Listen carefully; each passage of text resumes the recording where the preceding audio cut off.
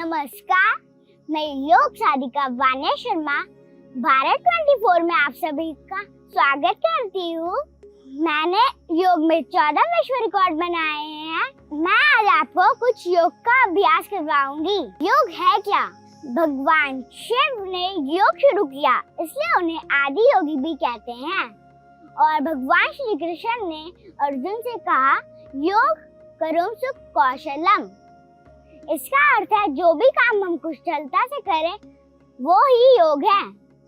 मैं यह चाहती हूँ कि मैं भी उस रास्ते पर चलूं जो भगवान शिव और भगवान कृष्ण ने हमें सिखाया। चलिए अब शुरू करते हैं। मैं कक्षा को एक मंत्र के साथ शुरू करना चाहती हूँ।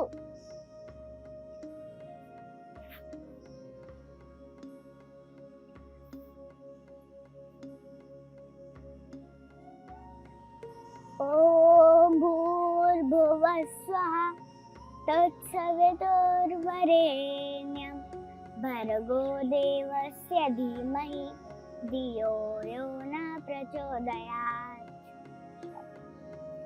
अब अपने दोनों हाथों को रगड़ेंगे और अपनी आंखों पे लगाएंगे। अपने हाथों को नीचे करके अपनी आंखों को खोलेंगे। पहला आसन मैं कराऊंगी ताड़ासन।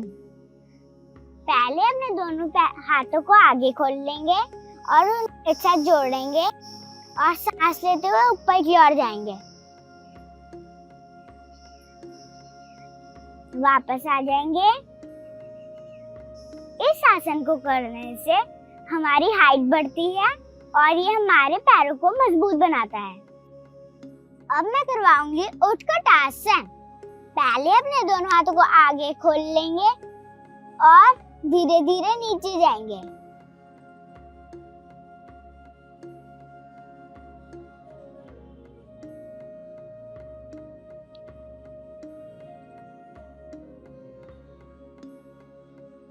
वापस आ जाएंगे। इसको एक बार और करेंगे। अपने दोनों हाथों को आगे खोल लेंगे और धीरे धीरे नीचे जाएंगे।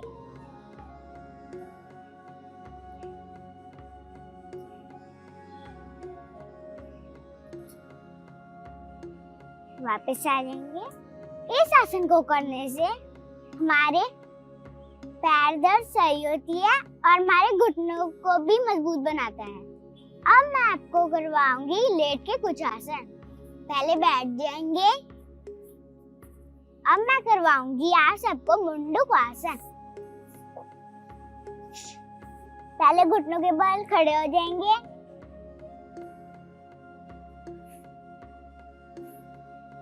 फिर अपने दोनों हाथों को अपने पेट के पास रखेंगे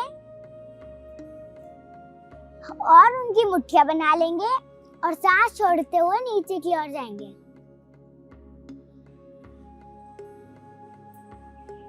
वापस आ जाएंगे। इसको एक और बार करेंगे। अपने दोनों हाथों की मुट्ठियां बना लेंगे और उनको अपने पेटों पे रखेंगे। सांस छोड़ते हुए नीचे की ओर जाएंगे। वापस आ जाएंगे। इस आसन को करने से हमारा पेट अच्छा रहता है। अब मैं आपको करवाऊंगी कैमल पोज। पहले घुटनों के बल बैठ जाएंगे। फिर अपने दोनों हाथों को अपनी कमर पे रखेंगे और फिर अपने दोनों हाथों को धीरे धीरे अपनी एड़ियों पे रखेंगे।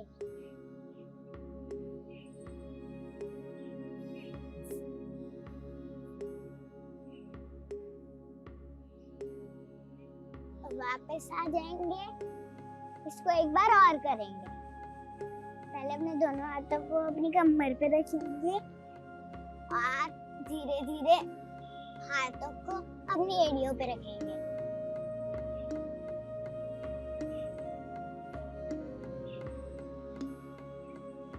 वापस आ जाएंगे। इस आसन का फायदा है, ये हमारी पूरी रीढ़ की हड्डी को मजबूत बनाता है और हमारी कमर दर्द भी सही रखता है। अब मैं आपको करवाऊंगी पेट के बल लेटकर कुछ आसन। पहला आसन है भुजंग आसन। पहले पेट के बल लेट जाएंगे और अपने दोनों हाथों को अपनी छाती के पास रखेंगे और अपने दोनों पैरों को पीछे से मिलाएंगे और सांस लेते हुए पीछे की ओर जाएंगे।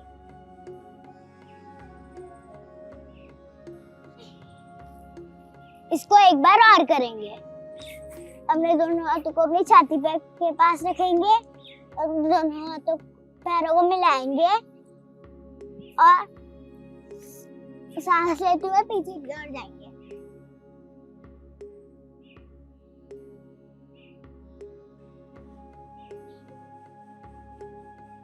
वापस आ जाएंगे।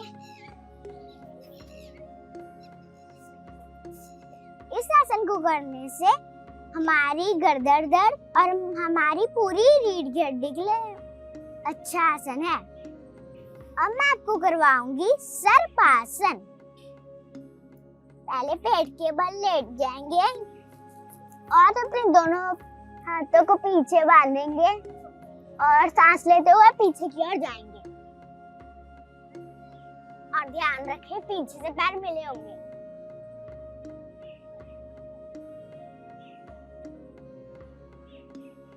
वापस आ जाएंगे। इसको एक बार और करेंगे।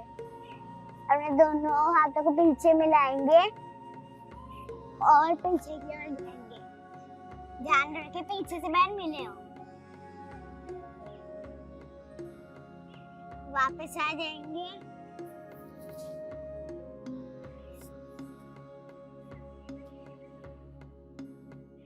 ये हमारी गर्दन को मजबूत बनाता है और हमारी पूरी रीढ़ की हड्डी के लिए अच्छा है। अब मैं करवाऊंगी पीठ के बल लेटकर कुछ आसन। पहला आसन है पवन मुक्त आसन। और इसके लिए पहले पीठ के बल लेट देंगे। एक पैर को उठाएंगे और अपनी नाक से अपने घुटने को टच करेंगे।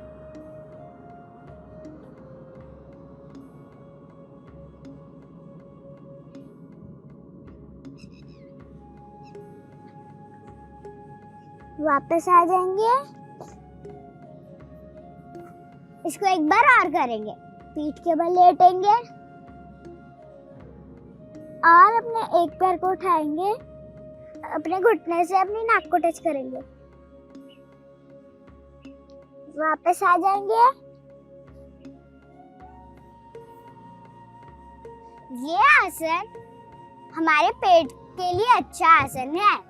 अब मैं करवाऊंगी सेतु बंद आसन। पीठ के बल लेट जाएंगे और अपने हाथों से अपनी एड़ियों को पकड़ेंगे और धीरे सांस लेते हुए ऊपर की ओर जाएंगे।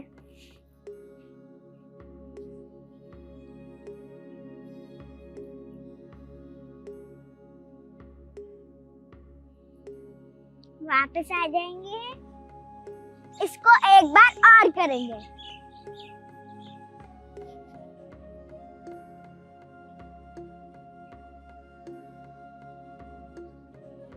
वापस आ जाएंगे।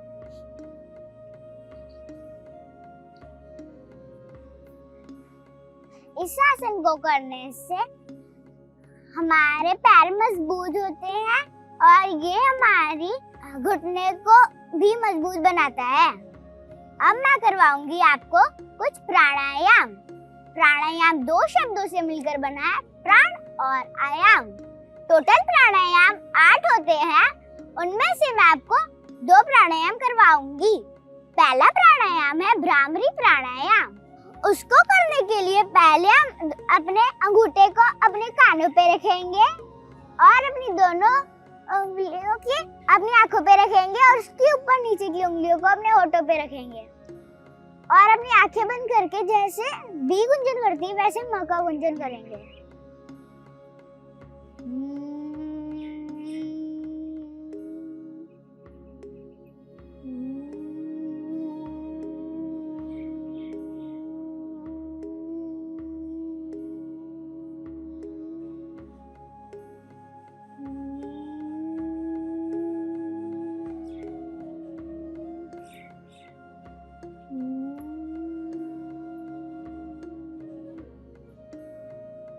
अपने दोनों हाथों को रगड़ेंगे और अपनी आंखों पे लगाएंगे और अपने हाथों को नीचे करके अपनी आंखें खोलेंगे। इस प्राणायाम को करने से हमारा दिमाग तेज होता है और हम गुस्सा भी नहीं करते। अब दूसरा प्राणायाम है शीतकारी प्राणायाम। आपको उसके नाम से ही पता लगता होगा कि वो हमें ठंडक देता है। इसको गर्मियों में ज्यादा करना चाहिए क्योंकि गर्मियों में ज्यादा फायदेमंद होता है और इसको ठंड में भी कर सकते हैं। इसको करने के लिए पहले हम अपने दोनों ऊपर नीचे के दांतों को मिलाएंगे और मुंह से सांस लेंगे और नाक से सांस छोड़ेंगे। पर जब नाक से सांस छोड़ेंगे तब आपके होठ बंद होने चाहिए। चलिए अब शुरू करते हैं।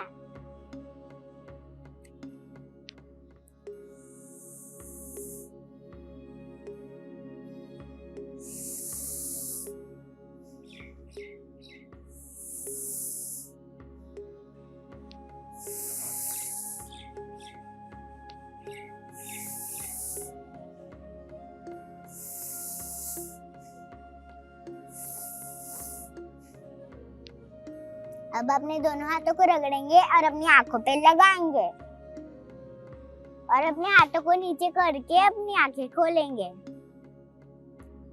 इस प्राणायाम को करने से हमें ठंडक मिलती है। अब मैं अपनी कक्षा को एक मंत्र के साथ समाप्त करना चाहती हूँ। पहले पद्मासन में बैठेंगे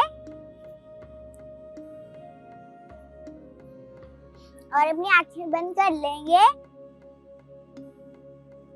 सर्वे भवन्तु सुखिनः, सर्वे सन्तु निरामयाः, सर्वे भद्राणि पश्यन्तु, मा कश्चित् दुःखभाग् भवेत्। ओम शांति शांति शांति। अब अपने दोनों हाथों को रगड़ेंगे और अपनी आंखों पे लगाएंगे और अपने हाथों को नीचे करके अपनी आंखें खोलेंगे। धन्यवाद।